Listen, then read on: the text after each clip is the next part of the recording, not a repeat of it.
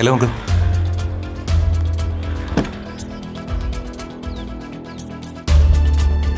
Good morning uncle. Good morning Arun. എന്താ uncle കാണണമെന്ന് പറഞ്ഞേ? പറയാം. മാളുവിനെ അരുൺ കണ്ടിരുന്നോ? കണ്ടിരുന്നു, പക്ഷേ കോളേജിൽ വെച്ചല്ല. മാളു അത് എന്നോട് പറഞ്ഞിരുന്നു. അരുൺ പറഞ്ഞ കാര്യം ഞാൻ അവളോട് സംസാരിച്ചു. പക്ഷെ അരുൺ, ഞാൻ എത്രയൊക്കെ നിർബന്ധിച്ചിട്ടും മാളു അതിനൊരു താല്പര്യം കാണിക്കുന്നില്ല. അങ്കിള് കാണണമെന്ന് പറഞ്ഞപ്പോഴേ തോന്നി ഇതായിരിക്കും അങ്കിളിന്റെ മറുപടി എന്ന്. പക്ഷെ സത്യം പറയാലോ, ഞാൻ ആഗ്രഹിച്ചതും പ്രതീക്ഷിച്ചതും അങ്കിളിന്റെ ഇങ്ങനൊരു മറുപടി ആയിരുന്നില്ല. അതെനിക്കറിയാം. തന്നെയും തൻ്റെ ഫാമിലിയും നിരാശപ്പെടുത്തരുതെന്നും എനിക്ക് നല്ല ആഗ്രഹമുണ്ടായിരുന്നു. But I am helpless.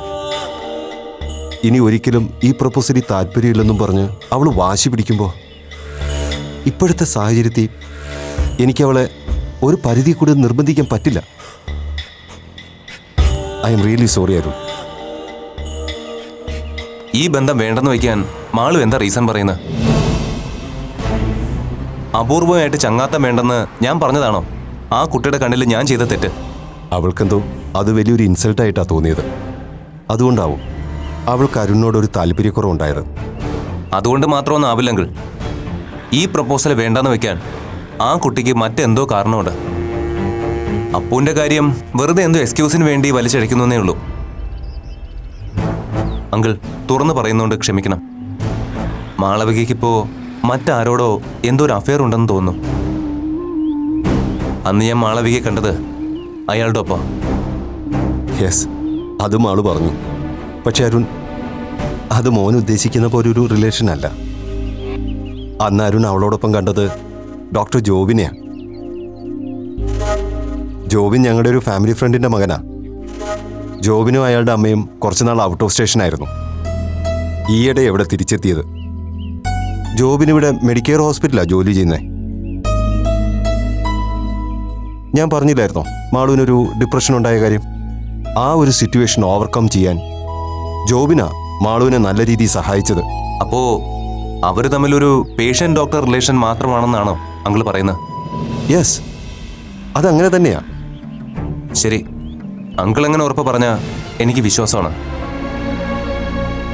Arun, ഞാൻ പറഞ്ഞല്ലോ മാളുവിന് അരുണുമായിട്ടുള്ള അലയൻസിൽ താല്പര്യമില്ലെന്ന് പറഞ്ഞു കഴിഞ്ഞു. ആ സ്ഥിതിക്ക് മനസ്സിലായി. ഞാൻ ഇനി മാളവികയുടെ കാര്യത്തിലൊന്നും ഇടപെടരുതെന്ന് അതല്ല അങ്കിൾ ഉദ്ദേശിച്ചത്? അതല്ല അരുൺ, ഈ കാര്യത്തിൽ ഇനിയും തന്നെ വെയിറ്റ് ചെയ്യുന്നത് ശരിയല്ലല്ലോ എന്ന് തോന്നി. അന്ന് അരുൺ സൂചിപ്പിച്ചതുപോലെ സ്വന്തം ലൈഫിനെ പറ്റി തനിക്കും കുറച്ച് പ്ലാനും അംബീഷൻസും ഒക്കെ ഉണ്ടല്ലോ. ഈ പ്രപ്പോസൽ മുടങ്ങിയെന്ന് കരുതി അതൊന്നും നടക്കാതെ പോരുത്. അതുകൊണ്ടാണ് ഞാൻ. സോറി അങ്കിൾ, മാളവികയുടെ സ്ഥാനത്ത് മറ്റൊരാളെ ഉടനെങ്ങും എനിക്കതിന് സാധിക്കുമെന്ന് തോന്നില്ല.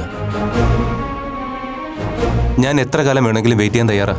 സോറി അരുൺ, തന്നോട് കാത്തിരിക്കാൻ പറയാൻ എനിക്ക് പറ്റില്ലല്ലോ. അങ്കിള് പറയണ്ട. അതിൻ്റെ പേരിൽ ഞാൻ ഒരിക്കലും പരാതിപ്പെടാനും പോകുന്നില്ല ആരോടും. എന്നാലും എപ്പോഴെങ്കിലും മാളവികയുടെ മനസ്സ് മാറുമെന്ന് എനിക്ക് പ്രതീക്ഷിക്കാമല്ലോ അങ്കിൾ. ഞാനിനി അരുണിനോട് എന്തു പറയാനാ? പോട്ടെ, കുറച്ച് തിരക്കുണ്ട്.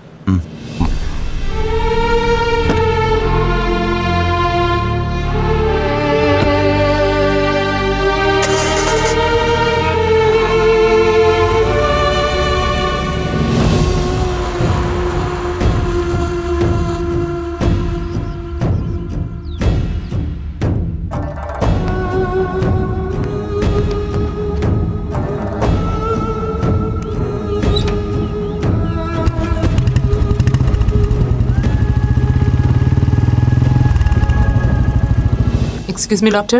Yes, please. അപൂർവ വിജയ് അല്ലേ?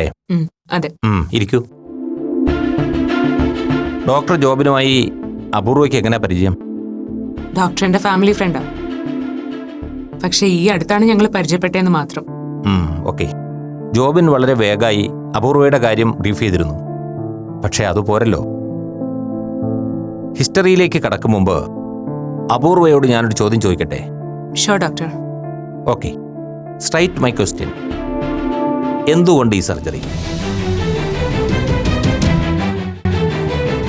കൺഫ്യൂഷൻ ആക്കാൻ വേണ്ടി ചോദിച്ചതല്ല. എന്താണ് ഇങ്ങനെ ഒരു സർജറിയിലൂടെ അപൂർവ ഉദ്ദേശിക്കുന്നതെന്ന് അറിയാൻ വേണ്ടിയാ. എനിക്ക് ഇഷ്ടപ്പെട്ട ജെൻഡറിലാവണം ഇനി എൻ്റെ ലൈഫ് മുന്നോട്ട് പോകേണ്ടതെന്ന് ഞാൻ ആഗ്രഹിക്കുന്നത്. എല്ലാ അർത്ഥത്തിലും ഞാനൊരു പുരുഷനാണെന്ന് സ്വയം കൺവിൻസ്ഡ് ആവാനും മറ്റുള്ളവരെ കൺവിൻസ് ചെയ്യിക്കാനും ഈ സർജറിയിലൂടെ സാധിക്കുമെന്ന എൻ്റെ വിശ്വാസം. അതുകൊണ്ട് ഞാനിത് പ്രിഫർ ചെയ്യുന്നു. Okay, good. അപൂർവയുടെ മറുപടിയിൽ ഞാൻ സാറ്റിസ്ഫൈഡ് ആണ്. And one more question. നിങ്ങളിപ്പോൾ ഈ പറയുന്ന സർജറി കൊണ്ട് മാത്രം അപൂർവ ഉദ്ദേശിക്കുന്നത് പോലെ സ്വയം ബോധ്യപ്പെടാനും മറ്റുള്ളവരെ ബോധ്യപ്പെടുത്താനും കഴിയുമെന്ന് വിശ്വസിക്കുന്നുണ്ടോ? ഐ മീൻ, ഈ സർജറി മാത്രമാണ് അതിനുള്ള ഏക പരിഹാരം എന്ന് തോന്നുന്നുണ്ടോ? അങ്ങനെ ഞാൻ കരുതുന്നില്ല ഡോക്ടർ. എന്നാലും ഇതൊരു മേജർ ഫാക്ടറാണെന്ന് തന്നെയാണ് എൻ്റെ വിശ്വാസം. യെസ്, ഓഫ് കോഴ്സ്, ഞാനും യോജിക്കുന്നു. ഇനി നമുക്ക് കാര്യത്തിലേക്ക് വരാം. ജോബിൻ പറഞ്ഞത് വെച്ച് നോക്കുമ്പോൾ ഞാൻ മനസ്സിലാക്കുന്നത് അപൂർവയുടെ ഈ തീരുമാനത്തിന് ഒരു ഫാമിലി ആൻഡ് സോഷ്യൽ ബാക്കപ്പ് ഇല്ല എന്നാണ്. ശരിയല്ലേ? യെസ്. എൻ്റെ വീട്ടുകാരും മറ്റുള്ളവരൊക്കെ എൻ്റെ ഈ തീരുമാനത്തിനെതിരാണ്. തൻ്റേതെന്ന് മാത്രമല്ല, 100 പേരുടെ കേസെടുത്താൽ 100-ൽ 100 പേരുടെയും അവസ്ഥ ഇതുതന്നെയാണ്. അത് നമ്മുടെ ടോട്ടൽ സിസ്റ്റത്തിൻ്റെ ഒരു കുഴപ്പമാണ്.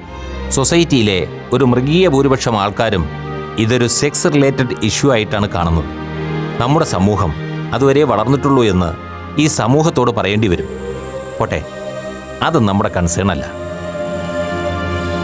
ഇനി നമുക്ക് സർജറിയിലേക്ക് വന്നാൽ, മറ്റേതൊരു സർജറിയേക്കാളും വ്യത്യസ്തവും സങ്കീർണവുമാണ് സെക്സ് റീഅസൈൻമെൻറ്റ് സർജറി അഥവാ ജെൻഡർ കൺഫേമിംഗ് സർജറി എന്ന് പറയുന്നത്.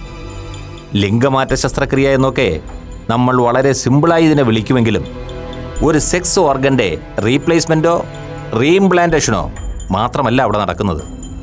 ഒരു വ്യക്തിയെ അയാളുടെ എക്സിസ്റ്റിംഗ് ജെൻഡറിൽ നിന്ന് അയാൾ ആഗ്രഹിക്കുന്ന ഒരു ജെൻഡറിലേക്ക് ശാരീരികവും മാനസികവുമായി രൂപാന്തരപ്പെടുത്തിയെടുക്കുക എന്ന ശ്രമകരമായ ഒരു ദൗത്യമാണിത്.